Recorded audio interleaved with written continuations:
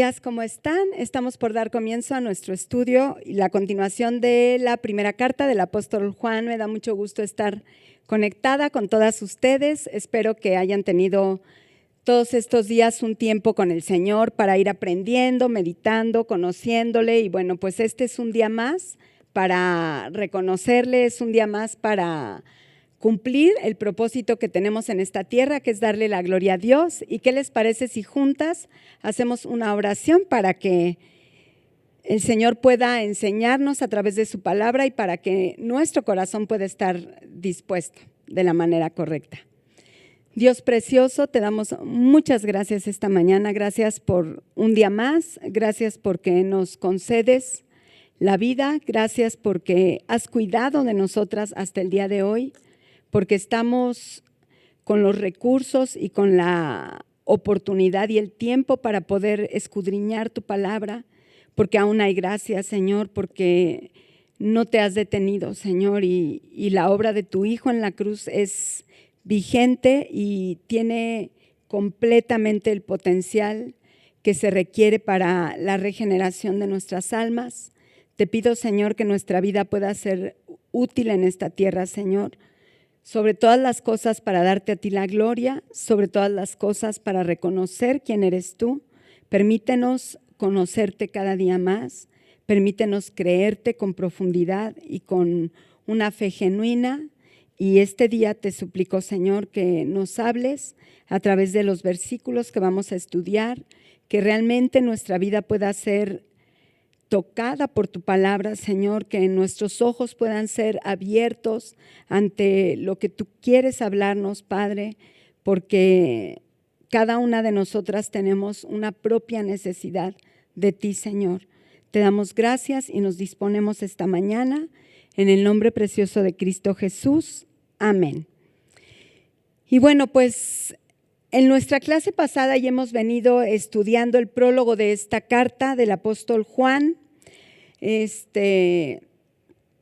para todos nosotros de la iglesia en estos tiempos y en aquellos tiempos para la iglesia de Éfeso, probablemente Juan evidenciando una circunstancia que la iglesia vivía y que era necesario que pudieran tener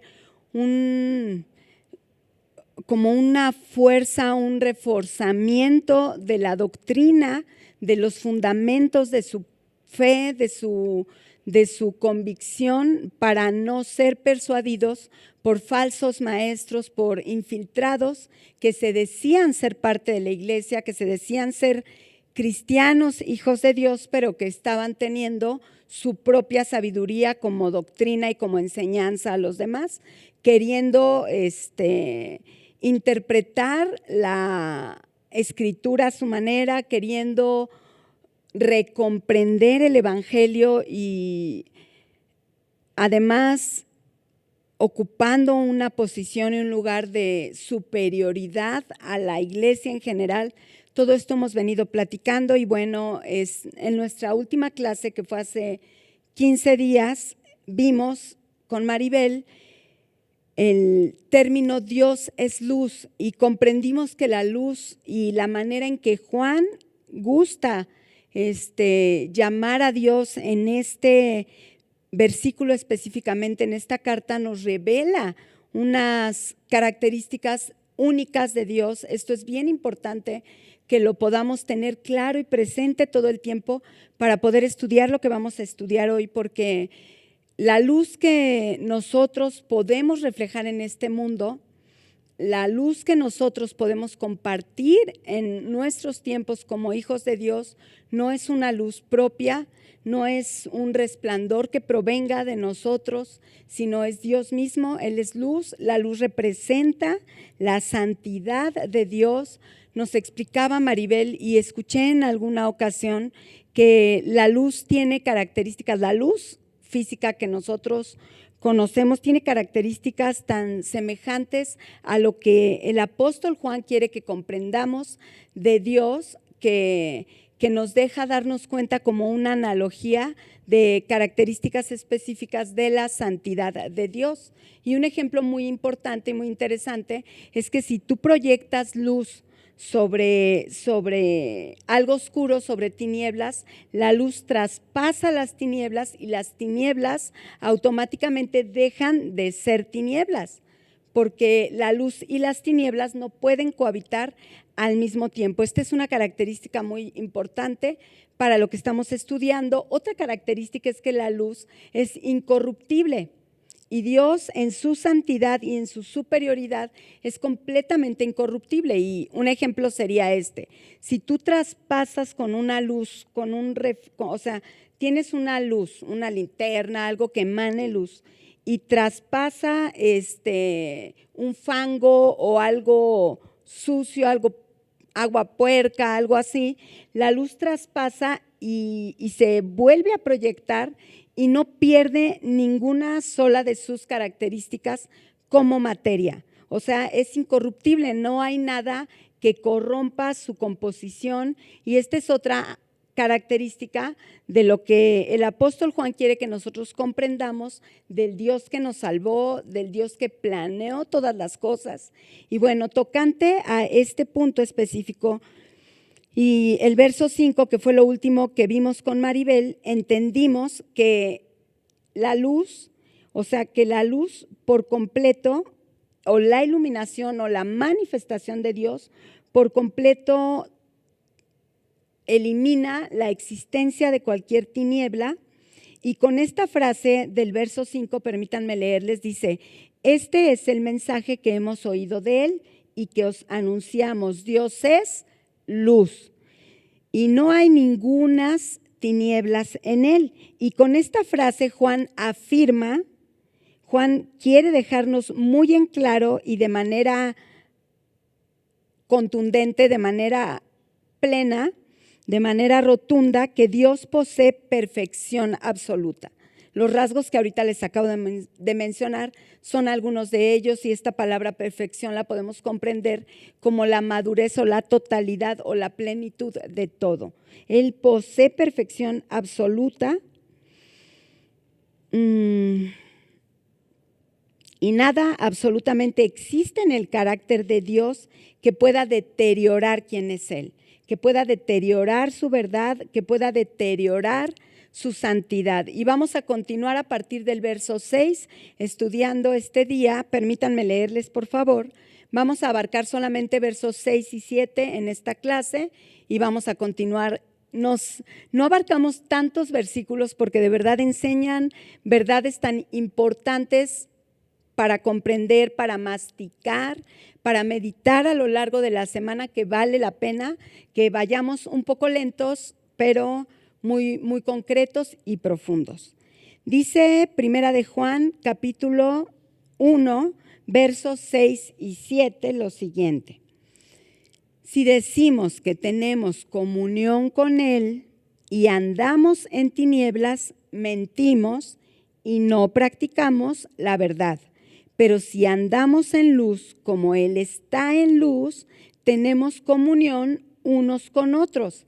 Y la sangre de Jesucristo, su Hijo, nos limpia de todo pecado. Aquí vamos a ver tres momentos muy importantes de estos dos versículos, y los vamos a ir desglosando a lo largo de nuestro estudio, pero déjenme mencionárselos como índice de lo que vamos a estudiar. Primero, en el verso 6 está hablando o nos hace mención la palabra de que nuestro dicho tiene autoridad. Nosotros decimos, y si decimos que andamos en Él, haciendo referencia a Dios, y vamos a hablar de la comunión con Dios, que este sería nuestro inciso 1 en el índice que les estoy mencionando. Dice: si decimos que tenemos comunión con Él y andamos en tinieblas, mentimos y no practicamos la verdad. Y vamos ahorita a platicar cuál es la diferencia de andar en la luz, ser de la luz, o decir que andamos en la luz y vivir en medio de las tinieblas. Y dice el verso 7, y si andamos en la luz con Él, o sea, comunión con Dios, pero si andamos en luz con Él, esta luz tenemos comunión con nuestros hermanos, que sería el inciso 2 de nuestro estudio de hoy, comunión con nuestros hermanos. Y por último dice,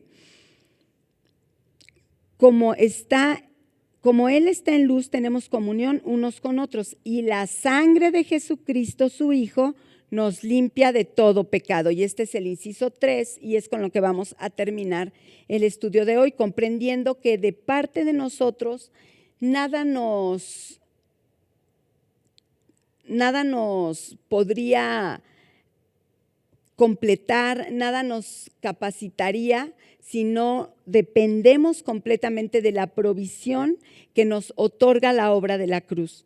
O sea, si la sangre de Jesucristo no limpiara nuestra vida, no fuera el medio a través del cual nosotros fuimos perfeccionados y fuimos hechos santos, apartados para Dios, no tendríamos ninguna posibilidad de tener comunión con Dios.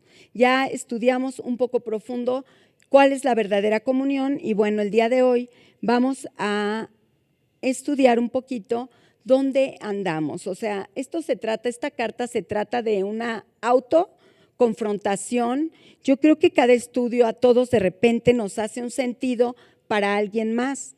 Yo he estado estudiando esto y tengo muchísimas ganas de que mis hijos puedan escuchar estos estudios o puedan leer y estudiar profundamente esto de la escritura, porque así sucede con todos nosotros. O sea, escuchamos y lo primero que pensamos es a quién le puede beneficiar esta palabra, pero yo te acabo de mencionar algo muy importante. Esta carta es para confrontación personal, es completamente autoconfrontadora, entonces tenemos que examinar y que meditar sobre nosotros mismos. Pongo a un ladito a mis hijos, pongo a un ladito a mi esposo, a mi vecina que le estoy compartiendo, a mi hermana que necesita tanto escuchar esta carta o lo que sea, y me concentro en mi propia vida, en mi propia persona, para poder examinar qué es lo que Juan está queriendo que yo contemple, que la iglesia de Éfeso en ese entonces contemplara. Dice así, y vamos ya a ir platicando respecto a estos dos versos. Si decimos que tenemos comunión con Él y andamos en tinieblas, mentimos y no practicamos la verdad. Y aquí comienza diciendo, si decimos. Entonces aquí nos tenemos que dar cuenta que nuestro dicho, que nuestro hablar, que nuestra carta, por decirlo de alguna manera, o la forma en que nosotros nos presentamos, tiene responsabilidades. Es muy importante comprender que cuando tú te llamas de alguna manera o cuando tú le dices al mundo, yo ando con Cristo o yo ando en las tinieblas, digo, porque puede ser cualquiera de estos dos casos y cualquiera de estas dos posiciones. Pero tenemos que ser concretos en la meditación personal para poder determinar en dónde caminamos, a qué pertenecemos. Ahorita vamos a estudiar un poquito qué quiere decir esta palabra andamos, porque habla muy específicamente, pero bueno, pensemos en esto. Nuestra palabra, nuestro decir, tiene una responsabilidad. Tiene la responsabilidad de responder. O sea, en la escritura, en el griego, en que fue escrito decimos, esta palabra decimos, implica la respuesta a algo o la contestación a algo que tal vez se te requiera. Nosotros en esta tierra como testigos de Dios, como los embajadores de quien fue Dios, tenemos que enfrentarnos constantemente a esta pregunta. Mucha gente nos va a decir, bueno, ¿tú quién eres? ¿Qué piensas? ¿Cuál es tu fe? ¿En qué andas? Porque el Hijo de Dios se muestra diferente en general. De repente, mira, ayer estábamos en un negocio donde nos estaban haciendo algo así en la cara y eso, ¿no? Y estaba yo platicando con Beca, mi hija, y estábamos hablando con toda libertad de cosas de la iglesia, de cosas de la palabra, de un libro que ella está leyendo, y me decía, ¿no? Y yo me daba cuenta que la chica que nos estaba atendiendo y estaba ahí su hijita y su esposo, nos volteaban a ver así como, estas personas hablan cosas súper raras, ¿no? Y yo como de reojo me di cuenta y hasta le hice una sonrisa a Beca como de no nos entiende ni jota, porque aparte estábamos hablando cosas que a lo mejor sin un contexto pues no puedes comprender, pero después de eso, al ratito, nos preguntaron, ¿ustedes en qué creen? Porque habían escuchado, y esto nosotros lo vamos a enfrentar en nuestro diario vivir todo el tiempo. O sea, ¿en qué crees tú? ¿O ustedes por qué no están a favor de? ¿Ustedes por qué no? O sea, y vamos a tener que responder, vamos a tener que contestar y exclamar también. Decimos quiere decir exclamar. O sea, de nuestros poros, de nuestra boca, siempre va a emanar lo que hay dentro de nosotros. Ya lo habíamos visto en clases anteriores. Si tú te estás alimentando de la palabra de Dios, si tú estás leyendo un libro respecto de las características de la persona de Dios, pues de eso vas a platicar. Si tú vienes a la iglesia, sirves en la iglesia, convives con hermanos y andas en tu mundo compartiendo quién eres, pues necesariamente vas a hablar de esto, de lo que tú estás lleno y de lo que tú estás alimentado. Entonces tenemos que responder y vamos a exclamarlo con nuestra propia vida. Muchas veces ni siquiera son necesarias las palabras. Muchas veces en nuestra propia expresión exclama que algo diferente hay o que algo está pasando. Entonces vamos a darnos cuenta y vamos a reflexionar en este punto importante. Nosotros tenemos que respondernos, primero antes que respondérselo a alguien, a nosotros mismos, ¿dónde andamos? ¿Dónde andamos? O sea, ¿a qué pertenecemos? Si decimos que tenemos comunión con Él, haciendo referencia al verso anterior, donde Juan nos dijo, Dios es luz. Y si decimos que tenemos comunión con Él, ya platicamos muy claramente qué quiere decir comunión, aunque ahorita lo vamos a recordar rápidamente. También tenemos que recordar que estamos como hijos de Dios por Juan en esta carta siendo llamados a esta comunión, siendo llamados a tener coinonía, ya lo habíamos platicado, pero se los menciono nuevamente, a tener sociedad con Dios. Cuando yo digo que yo ando con Dios, que yo tengo comunión con Dios, yo estoy testificando que tengo sociedad con Él, es decir, literalmente una participación en sus asuntos. Mi vida tiene una literal participación en los asuntos de Dios. Si yo digo que ando con Dios, yo tengo que vivir de esta manera. Yo tengo que tener una interacción social con Dios, yo tengo que recibir de esta comunión y de esta coinonía una influencia, un torrente que proviene de Dios y que a mí me transforma constantemente. Por eso también mencionábamos en la clase pasada que no es nada más decir yo tengo comunión con Dios, yo creo en el Señor por el día en que tú reconociste a Jesús como tu Señor y Salvador, sino por la permanencia en Él, por tu vida a su lado, por tu comunión cotidiana con este Dios luz, con este Dios que es luz.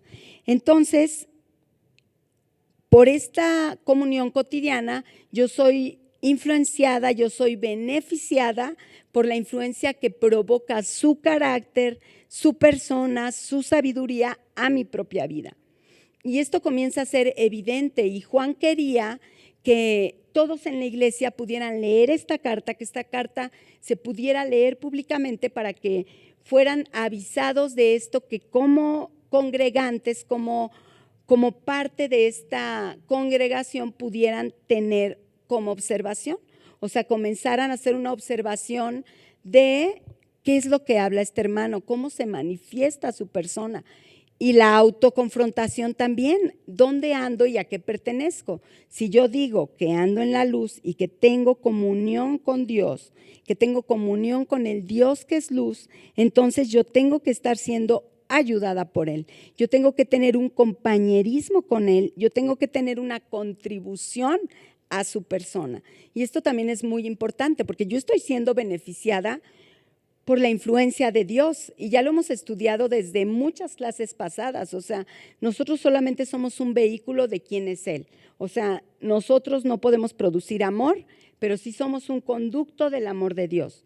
Nosotros no podemos producir luz propia, pero sí somos un conducto de la luz de Dios, de la santidad de Dios, de la perfección de Dios, de la incorruptibilidad de Dios. Esto es maravilloso y majestuoso, pero koinonía no nada más habla de ser un receptor de, sino también somos contribuyentes, o sea, nosotros estamos respondiendo de alguna manera a esta influencia bendita, a esta influencia divina. Ahora, ¿de qué manera es que Dios nos enseña a responder? Todos tenemos momentos de adoración, de oración, le cantamos al Señor, componemos, tenemos tiempos devocionales con la palabra y todo esto es parte de la manera en que nosotros contribuimos con el Señor. Pero ¿qué necesita Dios de nosotros? Absolutamente nada.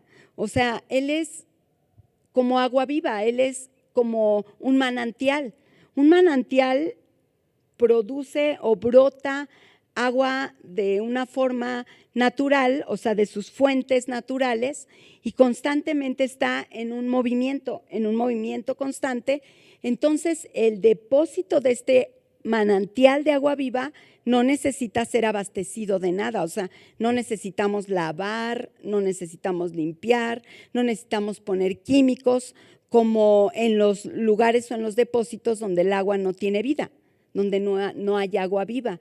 En este caso yo puedo hacer estoy haciendo una analogía para que tú me puedas decir entonces qué es lo que Dios necesita de mí o cómo yo puedo contribuir de alguna manera a esta comunión, a esto que es de dos, a esta relación, a esta sociedad entre Dios y yo. Y mi manera de contribuir a esto sería, si seguimos con esta analogía del manantial, ¿de qué manera tú puedes contribuir con un manantial para honrarlo? Pues tal vez sentándote a la orilla y contemplándolo, tal vez refrescando tus pies en él, tal vez postrándote delante de este torrente de agua y bebiendo de él.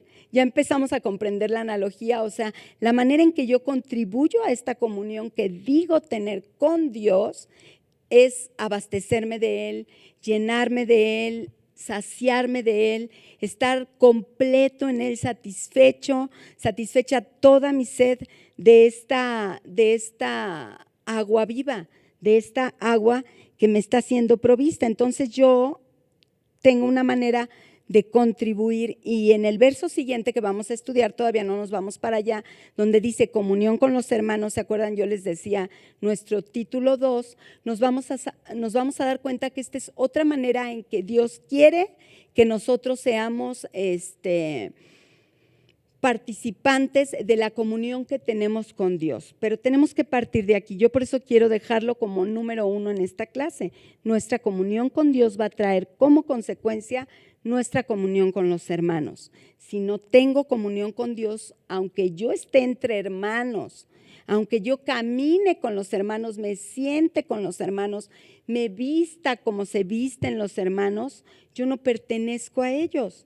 Entonces, vamos a seguir entendiendo a qué se refiere la palabra con decir que tengo comunión con Dios. O sea, cuando yo digo tengo comunión con Dios, personalmente no dejo de cometer errores, no dejo de ser pecadora, porque cada día me vuelvo a equivocar, cada día mi carne tiene una guerra en contra de mi espíritu y quiere hacer lo malo y muchas veces caigo.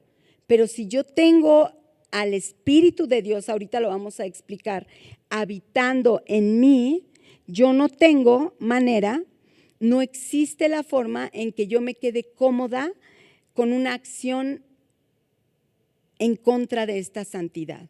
Si un cristiano peca, un cristiano se duele, porque no tiene congruencia, o sea, no hay una posibilidad. Pero aquí el apóstol está haciendo mención a esto porque acuérdense que había un grupo de personas, existe dentro de nuestras iglesias una cantidad de personas que dicen ser, que dicen andar, mas no lo son. Y podemos recordar que a pesar de que ellos aseveraban y aseguraban pertenecer al mundo de Dios, al mundo de la luz, dice, a pesar de hacer este tipo de aseveraciones o como decir de declaraciones, al hacer este tipo de declaraciones de tener una iluminación espiritual, porque aparte se sentían los iluminados, O sea, se sentían los eruditos de la doctrina. Y haciendo aseveración de esto y de su supuesta, aquí es donde vamos a empezar a analizar cuál es el fruto de su supuesta comunión con Cristo, de su supuesta comunión con Dios, con la luz resplandeciente, el hecho de que de que estos falsos maestros, de que estos infiltrados lo dijeran o lo anduvieran anunciando, no los quitaba de las tinieblas en las que ellos habitaban. Entonces iba a ser manifestado por medio de sus tinieblas, de sus acciones, de sus meditaciones, de la manera en que ellos caminaban por la vida aún infiltrados, o sea, iba a ser manifiesta su verdadera naturaleza.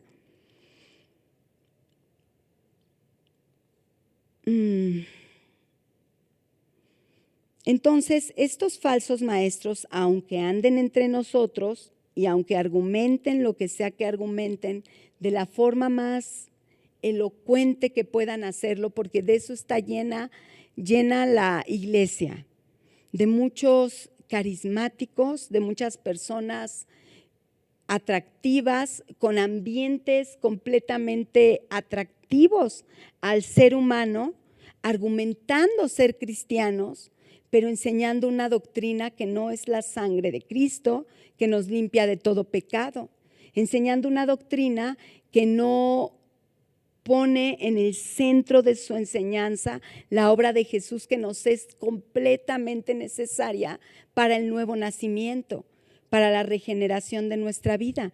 Entonces, estas personas, por más que digan, por más que aseveren, por más que quieran demostrar que son salvos, la realidad es que no han nacido de nuevo.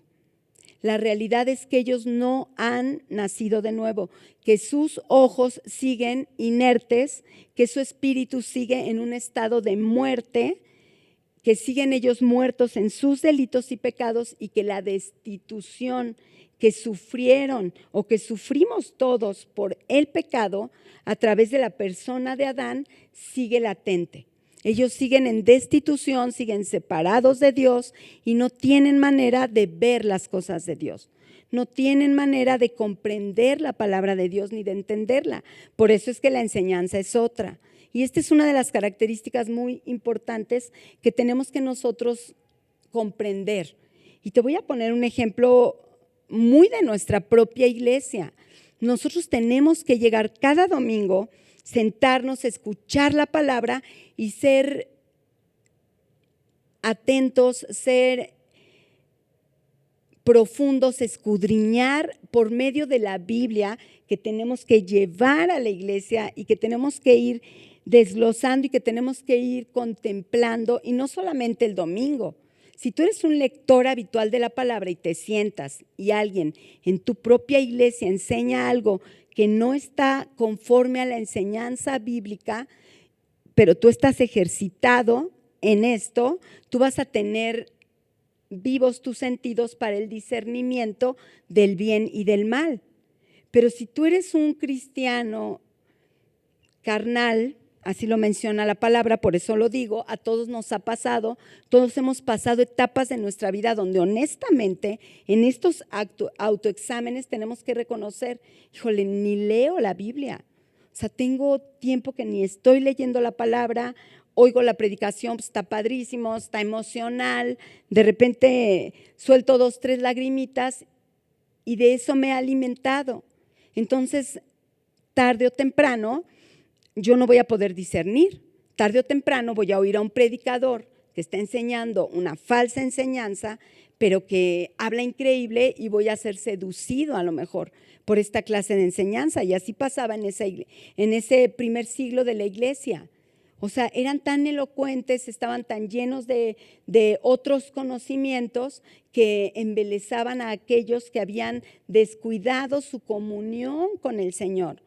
Acuérdense que en ese tiempo la iglesia primitiva estaba experimentando los primeros años, los primeros momentos de la presencia de Dios de una manera distinta. ¿Se acuerdan en Juan cómo les dijo Juan a los discípulos? Es necesario que yo parta de aquí para que venga el Espíritu Santo.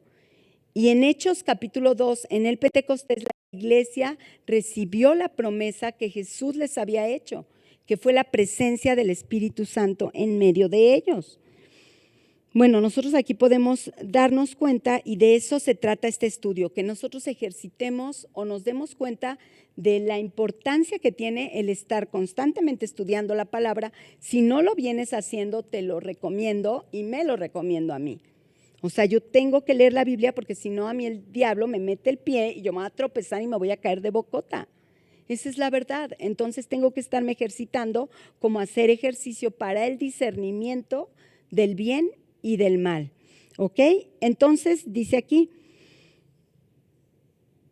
si alguien anda en tinieblas, no está en comunión con Dios. O sea, este es un blanco o un negro.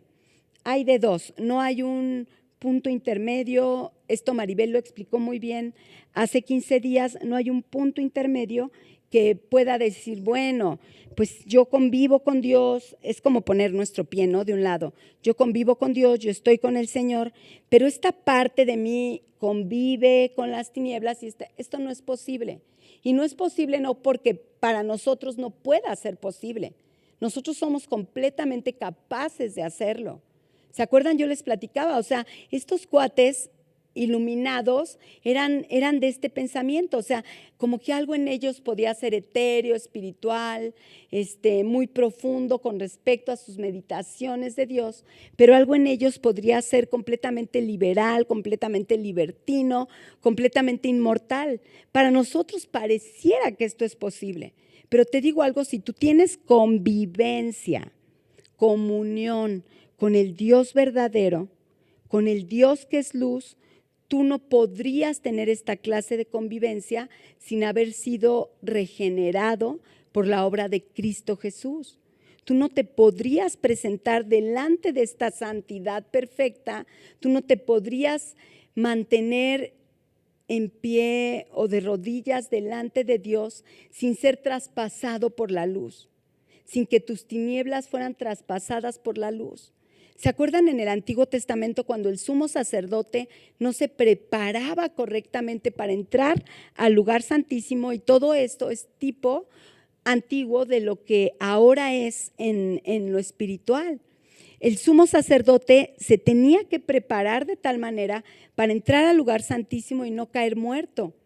Y había una característica de cómo tenían que entrar estos sumos sacerdotes. Ellos entraban con un tipo de vestimenta, el efod, todo lo que ellos tenían que llevar, pero además iban atados del tobillo, o sea, de su pie, por si ellos no estaban preparados para estar y permanecer en el lugar santísimo. Entonces llegaba a suceder que el sumo sacerdote automáticamente, al comparecer ante la manifestación de la presencia de Dios, caía desplomado, caía muerto. Entonces desde afuera, al darse cuenta que el sumo sacerdote no salía rápido, comenzaban a jalar esta cadena que lo ataba de su tobillo y salía él arrastrando, muerto físicamente, porque no había podido. Entonces nosotros, o sea, si decimos pertenecer a la luz y mantenemos nuestra vida en comunión con Dios, no podría ser de otra manera más que por medio de la regeneración de nuestras almas, por medio, como dice en el verso 7, y ya lo leímos, de la sangre de Jesucristo que nos limpia de todo pecado. La sangre de Cristo, la obra de Cristo nos deja en tal condición de pureza, de limpieza, que podemos tener comunión con este Dios luz, que podemos tener comunión con el Dios 3 veces santo, que podemos tener comunión con el Dios todopoderoso sin morir, sin caer muertos. Y esto es muy interesante, pero también es confrontador, porque entonces tú dices, bueno, ok, me tengo que examinar, tengo que contemplar ¿qué sucede conmigo? Alguien que dice, yo les decía, que tiene comunión con Dios y anda habitualmente en tinieblas, que es aquí donde se empieza a manifestar la sintomatología de la forma en que vive la gente. O sea, tú puedes decir, híjole, el domingo canta bien bonito, el domingo adora bien padre, pero honestamente toda la semana dice un buen de majaderías. Pero la realidad, y bueno, no vamos a hablar de alguien más, hablemos de nosotros mismos, del examen que nos estamos haciendo. O sea, yo el domingo canto bien padre, parezco pertenecer, parezco andar en la santidad del Dios Todopoderoso, pero en la semana para mí es muy fácil mentir, para mí es muy fácil engañar, para mí es muy fácil robar, para mí es muy fácil ocultar y muchas otras cosas que muestran una vida práctica de tinieblas. Yo les dije hace rato, y es bien importante, y lo vamos a ver en el capítulo 2 del libro de Juan, nosotros no dejamos ni nos volvemos sin pecado, porque nuestra carne sigue queriendo pecar, y muchas veces me descubro a mí y digo, híjole, dije una mentira, y lo tengo que reconocer. Y tengo que acudir a la sangre de Cristo que me limpia de todo pecado para poderme arrepentir y para restablecer en mi razón, en mi racionalidad, que yo soy limpia no por mí misma, no por el pecado que cometí o porque no cometo pecados, sino por la sangre del Hijo de Dios. Y esto es bien importante. Estaba platicando con Beca de entre las cosas, Beca es mi hija y todos la conocen. De entre las cosas que platicábamos, ella me contaba que había escuchado en alguna ocasión una predicación donde le estaban poniendo calificación a muchos personajes del Antiguo Testamento y entre ellos pusieron junto con todos a Jesucristo y decían, ¿con qué calificación pasó Moisés? No, pues Moisés pasó con 6, ¿no? Porque se enojó y golpeó y rompió y su carácter lo hizo quedar postrado en el desierto. Y Josué, bueno, Josué tuvo mejores obras, entonces él pasó con 8.5 y el profeta tal, porque se apartó de Dios y le hizo caso entonces pasó con 6.8. O sea, ¿se dan cuenta de cómo sin darnos cuenta hay muchas predicaciones que pueden ser aberrantes? Y de entre todos menciona, ¿y Jesucristo con cuánto pasó? Con 10 de calificaciones, el único que sacó 10. Entonces, el ser humano, aunque saque 7, 8, ¿puede aprobar por sí mismo algo? Imposible. Nosotros no podríamos sacar ni siquiera 1 de calificación en nuestras propias fuerzas. Estaríamos completamente destituidos de la gloria de Dios, separados, muertos en nuestros delitos y pecados. ¿Un muerto qué puede hacer? A ver, tú dime, ¿un muerto qué obra buena puede hacer? Nada. Un muerto no puede hacer ni una obra buena ni una obra mala. Un muerto está muerto, punto. Entonces, si por medio de la sangre de Cristo yo no fui vivificada para poder tener comunión con Él, yo no pertenezco al reino de Dios. Yo no pertenezco al reino de Dios. Y dice el verso 7.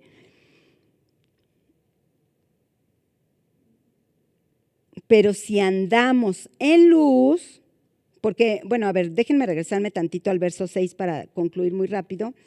Dice, y andamos en tinieblas, mentimos y no practicamos la verdad. Y aquí ya estamos haciendo esta división, ¿no? Esta división importante entre el que dice tener comunión con Dios y anda en tinieblas, ¿a qué pertenece? Al reino de las tinieblas. No hay manera. No hay manera de decir, bueno, sí soy salvo, pero un poquito tinieblas. No, ¿perteneces o no perteneces? ¿Ok? Si decimos que tenemos comunión con Dios, aquí dice el verso 7, y ahora sí vamos a poder hablar un poquito de este verso para terminar nuestro estudio de hoy. Dice, pero si andamos, y déjame darte la definición de esta palabra. Para nosotros es muy, muy lógica, ¿no? O sea, tú dices andamos, bueno, pues yo ando en el púlpito donde se graban los estudios aquí en la Congregación del Norte.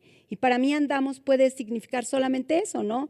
Pero esta palabra andamos es la palabra peripateo, la palabra griega peripateo, que se compone de dos raíces. Una raíz es peri y la otra es pateo. Vamos a analizarlo un poquito para que podamos entender cuál es la amonestación o cuál es la recomendación que el apóstol nos está haciendo aquí para autorrevisarnos. Esta palabra peri, que es de donde viene la palabra periférico o perímetro, quiere decir alrededor de, acerca de, en cuanto a algo. ¿Ok? Esto quiere decir alrededor de, acerca de, en cuanto a, en torno de, cerca de y por causa de. Todo esto quiere decir esta palabra peri, y la palabra pateo quiere decir senda, sendero, pisotear, hollar y pisar. Esto es muy interesante porque este vocablo pateo está haciendo referencia a un verbo, está haciendo referencia a una acción. No es nada más un concepto, yo pertenezco al reino de los cielos o yo ando con el Señor, sino yo camino sobre las sendas que Dios ha trazado. Yo piso esas sendas, yo hollo esas sendas, yo pisoteo el lugar santo, por decirlo de alguna manera. Se escucha un poco fuerte, pero así tal cual es. O sea, yo puedo pisar el lugar santo. Y el Señor aquí lo explica muy claramente, por medio de la sangre de Jesucristo. Con esto terminamos la clase. Pero dice así, andamos, ahora sí les voy a dar la definición, andamos ya uniendo estos dos vocablos que acabamos de desglosar. Esta palabra andamos quiere decir andar todo alrededor. O sea, ¿se dan cuenta? Las sendas, todo alrededor. O sea, es como vivir tu vida completamente rodeado de esa senda y de ese ambiente, o viceversa. Es completamente aplicable de las dos formas. O vivir mi vida completamente interesado y concentrado en la persona de Dios. O sea, yo rondando a la persona de Dios, rondando su palabra, aprendiendo su carácter, contemplando quién es Él, enfocada y concentrada de manera racional, como dice la palabra en Romanos 12:1. O sea, mi culto racional al Señor, yo camino alrededor de Él, pero también aplica de la manera inversa. Yo, Belia, estoy rodeada de la santidad de Dios, estoy cubierta por el cuidado que Dios derramó a través de la sangre de su Hijo en la cruz del Calvario. Y yo vivo de esta manera. Por eso es tan importante que podamos comprender los vocablos en el original en el que fueron escritos, porque significan más de lo que superficialmente podemos nosotros interpretar. Entonces quiere decir andar todo alrededor, es decir, vivir, moverte tú mismo, seguir en compañerismo constante y completo, ocupar, encaminar, conducir, proceder. Y bueno, partiendo de este punto que yo les decía, es el punto número 1 de nuestros 3 puntos que vamos a tratar de ver, nos vamos a la consecuencia de esto. Cuando nosotros verdaderamente vivimos en comunión, dice aquí, pero si andamos en luz, como Él está en luz, o sea, como Dios es luz y Él está en luz, tenemos comunión los unos con los otros. Esto es muy maravilloso porque entonces solamente un grupo de seres humanos a lo largo de la historia de todos los tiempos han podido experimentar este despertar o este resucitar, esta regeneración, estos ojos que se abren nuevamente de haber estado en un estado de muerte, y esto nos convierte en personas en común. Esta palabra koinonía, esta palabra comunión, viene y de ahí proviene esta palabra común. O sea, todos los que hemos nacido de nuevo tenemos rasgos y características en común, a diferencia de todos aquellos que siguen en un estado de destitución de Dios. No pueden ver, no pueden entender, no pueden comprender, ellos leen y no entienden, ellos ven y no observan, ellos palpan y no comprenden, no contemplan lo tocante al verbo de vida. Pero los que hemos comprendido, Los que decimos que andamos y sí andamos en luz, vamos a tener necesariamente cosas en común con nuestros iguales. ¿Quiénes son nuestros iguales? Todos aquellos que han nacido de nuevo, o sea, tenemos comunión unos con otros y la sangre de Jesucristo, su Hijo, nos limpia de todo pecado. La comunión con los hermanos, lo acabamos de mencionar ahorita, proviene de la luz que habita. Esto es maravilloso, esto lo prometió Jesús a sus discípulos cuando estudiamos el Evangelio de Juan y ahora lo vemos revelado en la historia de los tiempos de la iglesia primitiva. O sea, ahora Juan lo está aplicando de una manera en esta carta porque ya se vivió, porque ya está siendo una experiencia. La comunión con los hermanos proviene de la luz que habita sola y exclusivamente en quien es tienda, en quien es morada, en quien es residencia de esta luz maravillosa. Y quiero recordarles, por favor, en el libro de Juan, capítulo 14, verso 22 y 23, palabras que Jesús les dijo a sus discípulos. Dice así: le dijo Judas, no el Iscariote, Señor, ¿cómo es que te manifestarás a nosotros y no al mundo? Preguntándole respecto de algo que Dios les estaba explicando en ese momento y que aquí ya vemos cumpliéndose. Y dice el verso 23, ahí mismo, Juan 14, 23, respondió Jesús y le dijo: el que me ama, mi palabra guardará, y mi Padre le amará, y vendremos a él y haremos morada con él. Y acá en la carta que estamos estudiando, posterior a la ascensión de Jesús y al descender del Espíritu Santo, ya estaban experimentando en carne viva estas palabras del Evangelio de Juan. Y nosotros nos constituimos, todos los cristianos de todos los tiempos, nos constituimos, como dice aquí la palabra, morada de Dios, habitación de Dios, tienda de Dios. Esto es maravilloso. ¿Por medio de qué? Del Espíritu Santo que viene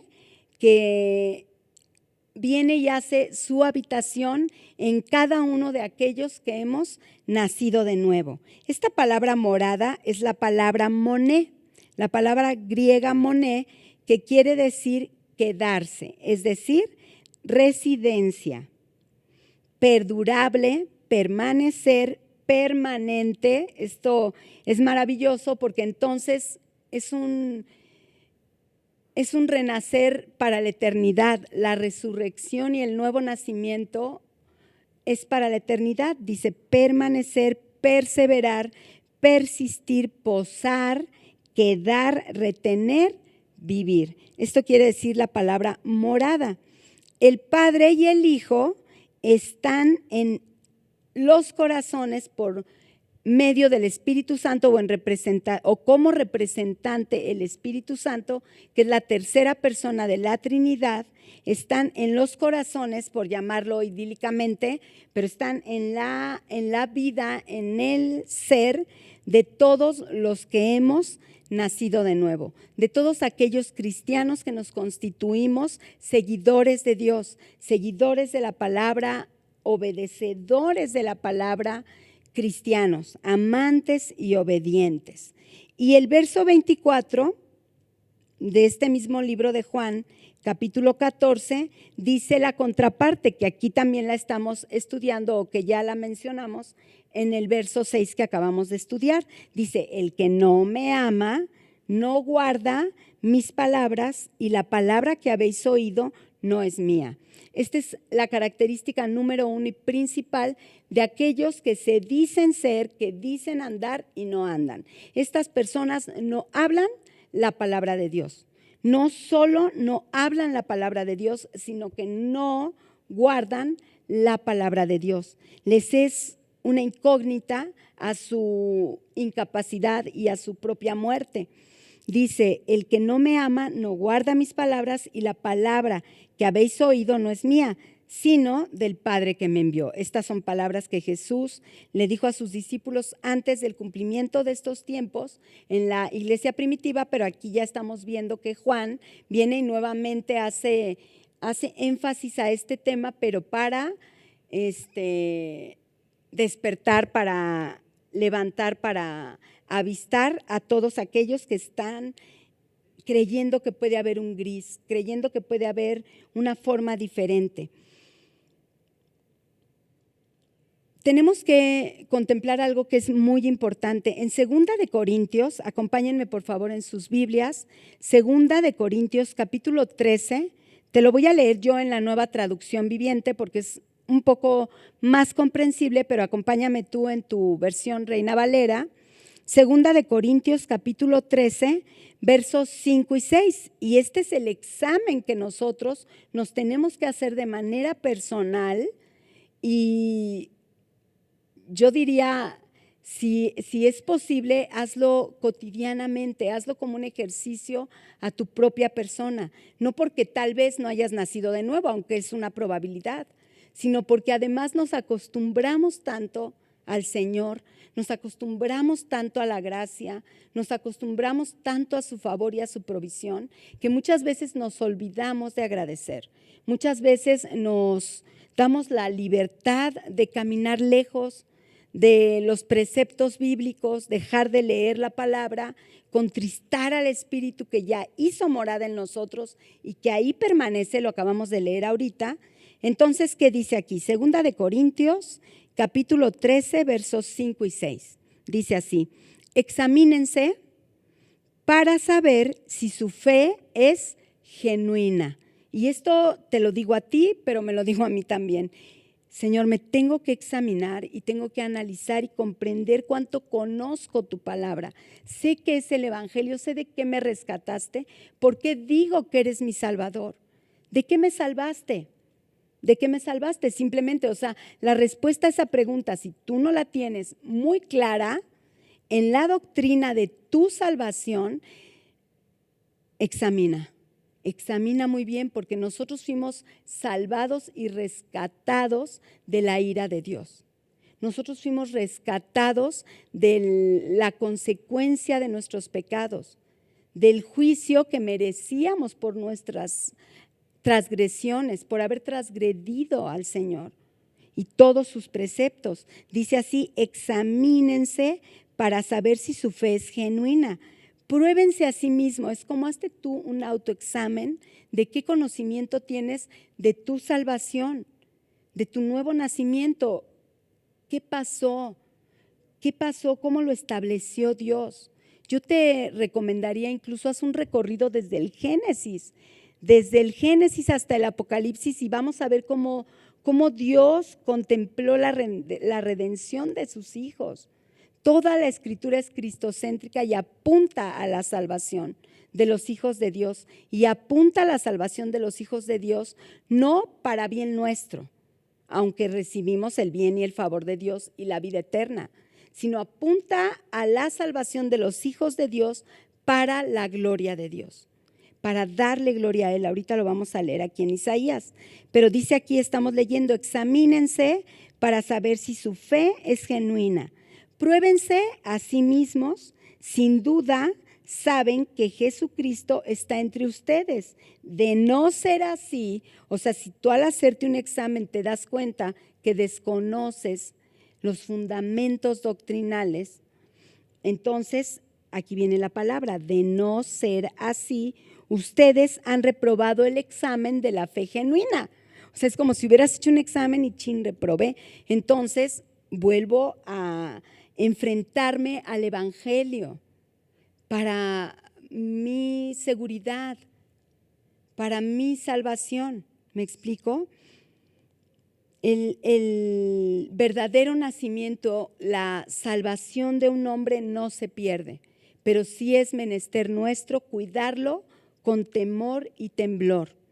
Es menester nuestro agradecer por esto constantemente y es un encargo que nos hace aquí el apóstol Pablo en segunda de Corintios, en la segunda carta a los Corintios, de hacer un examen genuino, un examen profundo de nuestra fe para contemplar, prediquémonos el evangelio cotidianamente. Hagamos esta clase de observación.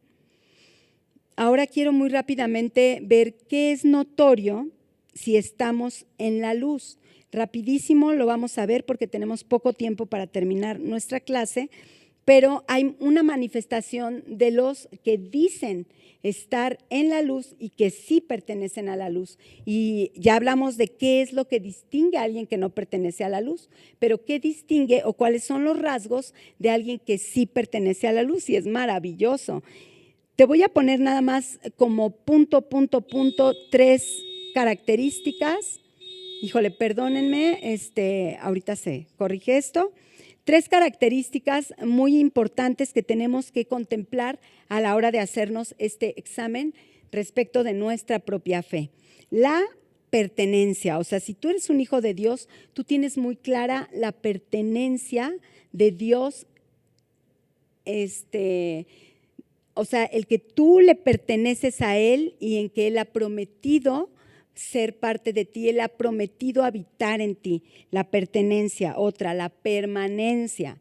Ahorita vamos a ver un ejemplo en Isaías, cuando en el Antiguo Testamento esta era una promesa de redención y ahora es lo que nosotros vivimos en carne viva con nuestro Señor y Salvador.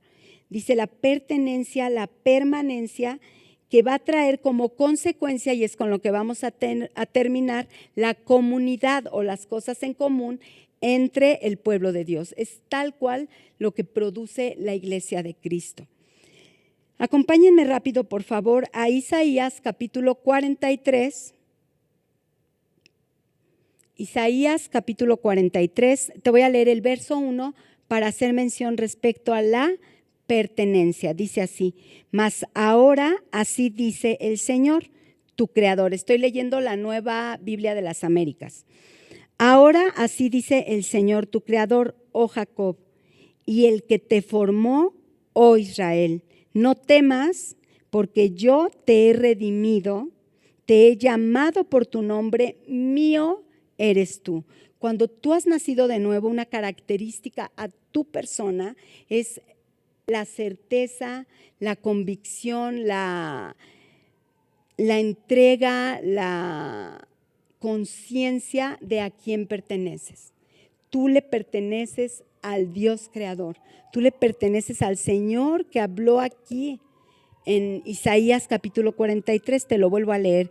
Mas ahora así dice el Señor, tu creador, oh Jacob, y el que te formó, oh Israel. No temas, porque yo te he redimido, te he llamado por tu nombre, mío eres tú. Y en el verso 2 hace énfasis importante a la permanencia. El Señor no solamente te dice, eres mío, sino que Él promete permanecer contigo. Dice así el verso 2 del capítulo 43 de Isaías: cuando pases por las aguas, yo estaré contigo. Y la vida es tal cual eso. O sea, la vida de los cristianos no es Disneylandia, la vida de los cristianos no es una fantasía, la vida de los cristianos sigue siendo una vida de retos, sigue siendo una vida de tropiezos, sigue siendo una vida de vientos contrarios, de muchas pruebas, de hornos de fuego, también de mucha provisión, de mucha gracia, de muchos favores, de muchas bondades de Dios. Pero el Señor promete estar contigo absolutamente en cada momento de tu vida. Lo dice así: cuando pases por las aguas, yo estaré contigo. Y si por los ríos, no te cubrirán. Cuando pases por el fuego, no te quemarás, ni la llama te abrazará, porque yo soy el Señor, porque yo soy el Señor tu Dios. Entiende esto, porque yo soy el Señor tu Dios, el Santo de Israel, tu Salvador.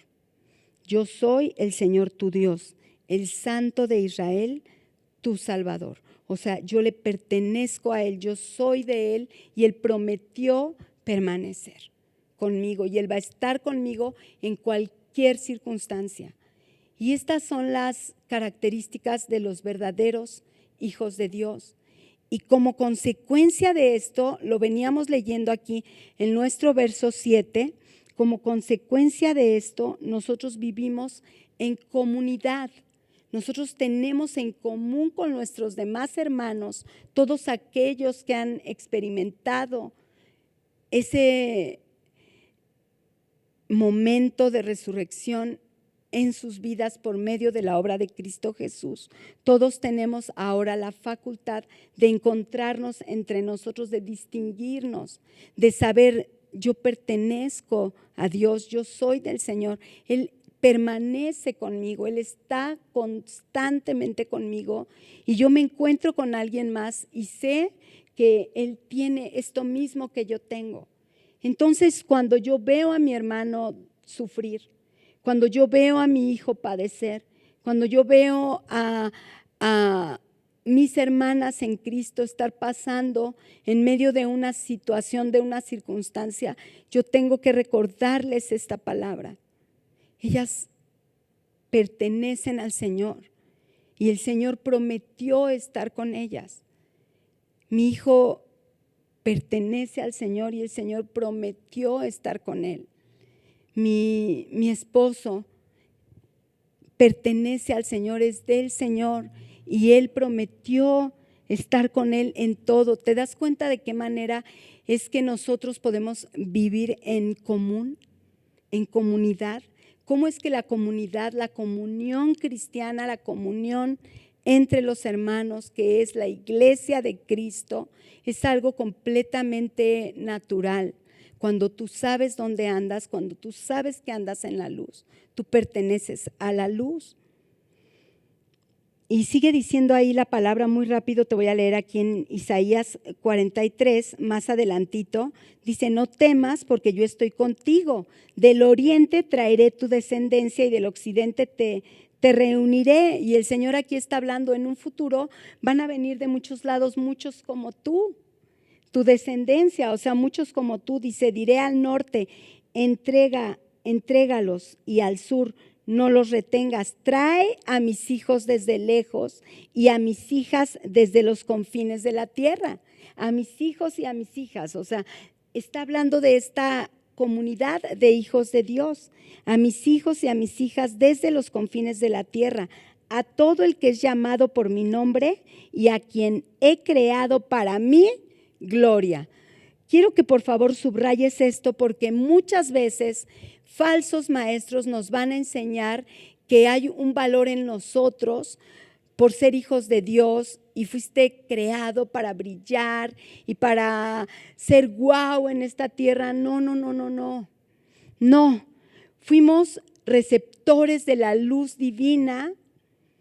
Fuimos receptores de este Dios, podemos vivir en comunión con Dios solo y exclusivamente por la obra de Jesucristo y fuimos creados, y aquí lo dice la palabra, y a quien he creado para mi gloria.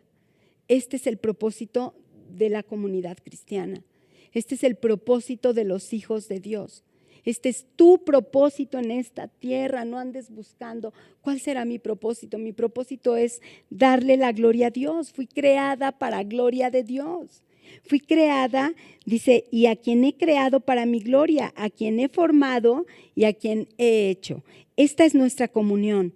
Esto es lo que nos une a nosotros, hijos de Dios. Todos estamos juntos y reunidos en la iglesia de Cristo para darle gloria a Dios, para alabar al Señor, para hablar el evangelio, para dar las buenas nuevas, para hablar salvación, para conocer la escritura y hablar palabra de Dios, para levantarlo en medio de la asamblea, para darle luz y brillo al nombre de Dios, para que Él sea el centro de todo lo que existe, para darle la gloria a Dios. Para esto fuimos llamados, para esto fuimos creados y para esto somos llamados a vivir en comunión. Este examen es muy importante que lo hagas porque si tú te has resistido a regresar a la congregación, que esta es una trampa que todos hemos experimentado, yo no te voy a mentir, O sea, cuando ya va a abrir la iglesia, de repente yo sentí, la comodidad de mis 4 paredes iba a ser conmovida. O sea, está cómodo sentar, oír la predicación, recibir y estar aquí. Pero te digo algo, si te está pasando eso, necesitas sacudirte todo esto que el enemigo quiere que tú creas. Necesitas comprender cuál es el propósito de la reunión de los santos y necesitas ir rápidamente, congregarte en medida de tus posibilidades para darle la gloria a Dios, para levantar el nombre del Señor. Y bueno, vamos a darle gracias al Señor por este estudio hermoso. Creo que todas tenemos mucho que agradecer, mucho que recordar, muchas preguntas que respondernos. Tenemos que plantearnos un examen, tenemos que contestar este examen, por favor. Esta es una tarea que tienes que hacer la tuya. Y si tú te describes y te encuentras aprobada en tu fe, tú eres parte de la comunidad del Señor para alabanza de la gloria de Dios. Y si tú te descubres y no comprendes los fundamentos de tu propia salvación, tú necesitas tomar una decisión. Tú necesitas entregarle tu vida a Cristo. Tú necesitas comprender que estamos aún en el tiempo de la gracia de Dios. Y bueno, vamos a darle gracias al Señor y terminamos nuestro estudio. Dentro de 8 días nos vemos nuevamente para continuar con esta hermosísima y confrontadora carta. Dios precioso, te doy muchas gracias. Gracias por tu palabra, gracias por la manera en que nos confrontas. Es como si nos recargaras, Señor, ante tu presencia, como si nos pusieras en una pared y ya no tuviéramos más hacia dónde movernos, Padre. Y al ponernos delante de ti, no tenemos más que contemplar que quién eres tú, Señor.